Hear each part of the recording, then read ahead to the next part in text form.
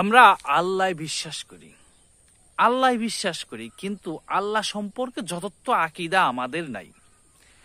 আমার এক পরিচিত ভাই, মানে ফেসবুকে তার ফলোয়ার আমি, ঠিক আছে, উনি বড় আলেম সম্ভবত, ওনার লিংক বা ওনার কিছু না থাক, দরকার নেই, দিয়ে দেবো না।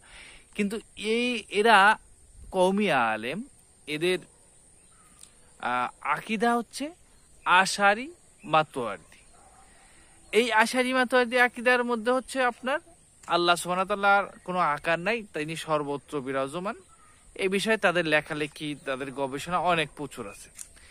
এই যে আকীদা আল্লাহর আকার নাই, আল্লাহ নিরাকার, এটা কিন্তু আকীদা হইলো এর চেয়ে মানে সাধারণ কমন সেন্স, একবার নর্মাল কমন সেন্স যদি কোনো মানুষের থাকে, তাহলেও সে বুঝবে যে আসলে আল্লাহ সুবহানাহু ওয়া তাআলার আকার আছে কি নাই, আল্লাহ সুবহানাহু ওয়া তাআলা আরশে আজিমে আছে না সর্বত্র বিরাজমান আছে। যদি সাধারণ কমন সেন্স থাকে, আল্লাহ সুবহানাহু ওয়া তাআলা যদি সর্বত্র বিরাজমান থাকে, আল্লাহ সুবহানাহু ওয়া তাআলা যদি নিরাকার হয়, আল্লাহ সুবহানাহু ওয়া তাআলার যদি কোনো অস্তিত্ব বা এই মানে ব্রহ্মাণ্ডে না থাকে, কোনো আকার নাই, কোনো কোথায় আছে তা যদি না থাকে, তাহলে নবী মুহাম্মদ সাল্লাল্লাহু আলাইহি ওয়াসাল্লাম আরশে আজিমে গেছিল কি করতে, কার সাথে দেখা করতে? আল্লাহর সাথে দেখা করতে বা আল্লাহর সাথে করার জন্য সে আরশে আজিমে গেল।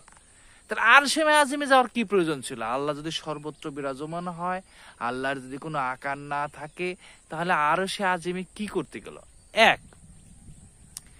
দ্বিতীয় কথা হচ্ছে যে আল্লাহ সুবহানাহু ওয়া তাআলা নিজে বলতেছে যে আমি আরশে আজিমে আছি। আরশে আজিমে আল্লাহ কোথায় আছে? কোথায় সমাহিত আছে? আরশে আজিমে সমাহিত আছে। তারপর কথা হচ্ছে রাসূলুল্লাহ সাল্লাল্লাহু আলাইহি ওয়াসাল্লাম থেকে প্রচুর হাদিস আছে যে আল্লাহ কোথায়? আল্লাহ আরশে আজিমে। একটা ওই যে একটা কৃতদাস রে একজন মুক্ত করে, এক সাহাবী মুক্ত করে দিবে, তখন রাসূলুল্লাহ সাল্লাল্লাহু আলাইহি ওয়াসাল্লাম বলো, তুমি তাকে জিজ্ঞেস করো যে আল্লাহ কোথায়? তিনি বলছে আল্লাহ উপরে। তাহলে আল্লাহর একটা নির্দিষ্ট জায়গা আছে। তারপরে আল্লাহ সুবহানাহু ওয়া তাআলা জান্নাতীদের সামনে নিজেকে প্রদর্শনী করবে। আল্লাহ যদি আকারই না থাকে, তাহলে আল্লাহ নিজেকে প্রদর্শন করবে কিভাবে? আল্লাহকে আমরা দেখবো কিভাবে?